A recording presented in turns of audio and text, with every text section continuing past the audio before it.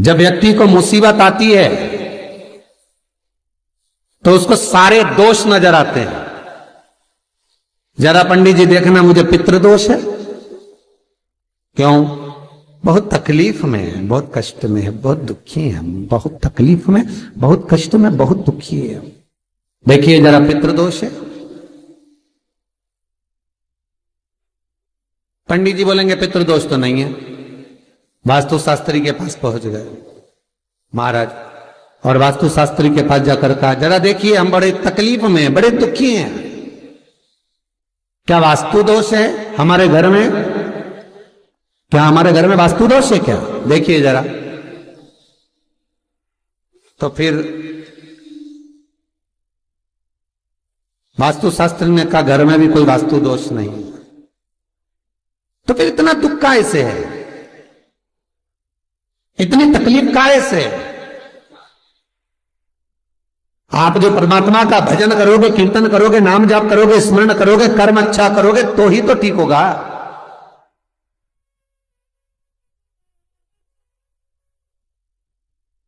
महाराज जरा देखो, हमारे घर में कोई दोष तो नहीं है वास्तु का? वास्तु दोष नहीं है। अब पितृ दोष नहीं है, वास्तु दोष नहीं है, फिर का एक काम करो, हम बड़े तकलीफ में हैं, जरा हमारी जन्म पत्रिका देखो, जरा जन्म लग्न देखो, जन्म पत्रिका देखो, पत्रिका में तो दोष नहीं है।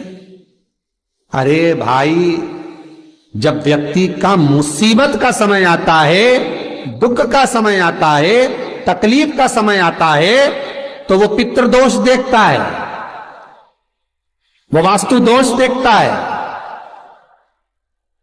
वो पत्रिका में दोष देखता है कि कारण क्या है मुसीबत का। बस दिक्कत एक ही है कि वो अपने कर्म में दोष नहीं देखता कि मेरे ये पितृदोष, ये वास्तु दोष, ये सारे दोष तो बाद के हैं, पर सबसे पहला दोष है कि जो कर्म करा है वो कैसा करा, उसके अनुसार मुसीबत आई है, उसके अनुसार हम दुख झेल रहे हैं। बार बार कहा जाता है, मत बुरे कर्म कर बंदे वरना पछताएगा, भगवान की आंखों से तू बच नहीं पाएगा, तू बच नहीं पाएगा।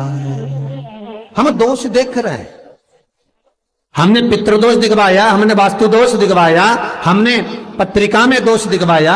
मेरा एक निवेदन करबद्ध है, जब आपके ऊपर मुसीबत जब आई है, दुख जब आया है, तो अपने पूर्व के किए हुए कर्म का भी दोष निकालो कि क्या कर कर आए।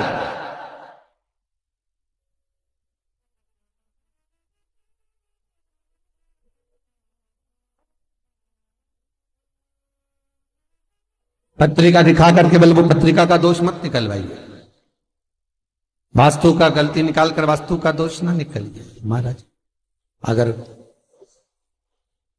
पितरों का भाव निकाल कर पितरों का दोष ना निकालिए, पर एक दोष अपने भीतर भी है, वो कर्म का दोष है। कुछ अच्छा करा होगा तो भगवान आपके जीवन में थोड़ा तो सुख लिख ही देगा, थोड़ा सुख तो लिखेगा। और यदि बेकार कर्म किया है तो कहीं ना कहीं दुख तो उसने लिखा है कर्म का। मत बुरे कर्म कर बंदे वरना पछताएगा, भगवान की आंखों से तू बच नहीं पाएगा, तू बच नहीं पाएगा। अरे ओ अज्ञानी मत करना दानी। महाराज कर्म का दोष जरूर देखें, पितृदोष बाद में देखना, वास्तु दोष बाद में देखना, पत्रिका में दोष बाद में देखना, पहले अपने कर्म का दोष देखिए।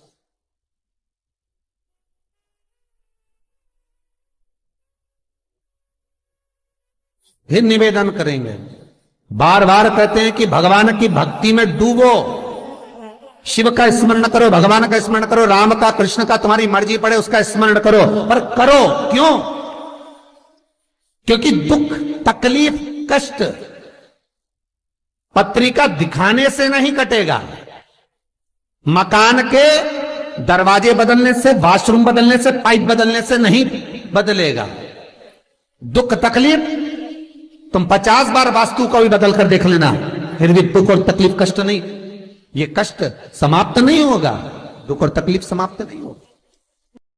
किसी से तुमने बेवकूफ बनाकर, मूर्ख बनाकर, किसी को व्यापार में, व्यवसाय में, कोई काम में किसी को मूर्ख बनाकर, बेवकूफ बनाकर, सीधा था समझ नहीं पाया, उससे तुमने 10,000, 20,000, 1 लाख, 2 लाख, 5 लाख, 10 लाख तुमने ले तो लिए और खुश भी हो गए कि मैंने उससे ले लिए। अब वो मेरा क्या बिगाड़ लेगा? आए लेने के लिए, भला क्या बिगाड़ लेगा? और वो आया, उसने कहा भैया तुमने मेरे पैसे ले रखे हैं, दे दो ना।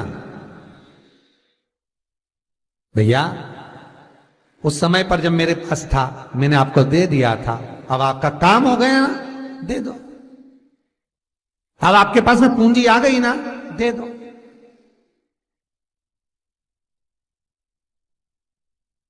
बहुत ध्यान दीजिए महाराज, 2 तरह का पैसा होता है। एक व्यक्ति ब्याज पर देता है ना ब्याज पर, कि तुम ये रुपया ले जाओ, हम तुमसे इतना ब्याज लेते रहेंगे, बाद में मूल दे देना। और एक व्यक्ति वो होता है जो अपनेपन से, प्रेम से, अपनी करुणाता से, अपनी पहचान से, अपने हृदय से, अपनी चित्तवृत्ति से, अपने दिल से जब प्रेम बढ़ जाता है, स्नेह बढ़ जाता है, तो कह देता ले जा 2 लाख, 4 लाख, 5 लाख, काम निकाल ले, बाद में दे देना। पर व्यक्ति इतना विचित्र हो जाता है कि जिससे ब्याज पे लिया है उसका तो पूरा ब्याज देता रहता है, और जिसका बेचारे का देना है उसका दे ही नहीं पाता। और निवेदन है, जिसने तुम्हें मुसीबत में साथ दिया, तकलीफों में, कष्ट में तुम्हारे साथ दिया, सबसे पहले हाथ जोड़कर उसको निवेदन कर कर देना कि ये तेरा है भाई, ना जाने फिर जरूरत पड़ जाए तो तुझसे मिल तो जाएगा। जब एक बार दे दोगे तो वो दूसरी बार देने के लिए तैयार बैठा रहेगा। पर तुमने जब सोच लिया, विचार कर लिया कि मैं तो खा रहा हूं, निगल रहा हूं, तो फिर जब नियत में खोट आ गया तो फिर वो कुछ नहीं करेगा जिसका तुमने पैसा खाया, वो कुछ नहीं करेगा। अब तो वो करेगा जिसने इसके माध्यम से तुझे दिलाया, उसको कुछ नहीं करना। जब कष्ट पे कष्ट आया, दुख पर दुख आया, तकलीफ पर तकलीफ आई, सारी पत्रिका दिखा ली, पितृदोष की पूजन करा ली, वास्तु बदलवा लिया, सारे काम कर लिए, तो भी दुख नहीं मिटा। तब गुरु के पास गए, पर गुरु भी क्या बोलेगा? यही बोलेगा कि और थोड़ा सा देख लो।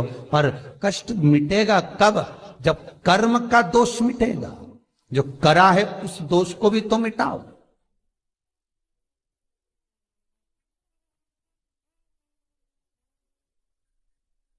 विचार करना, पांडवों पर कितनी कितनी तकलीफ आई, कितनी तकलीफ आई पांडवों पर।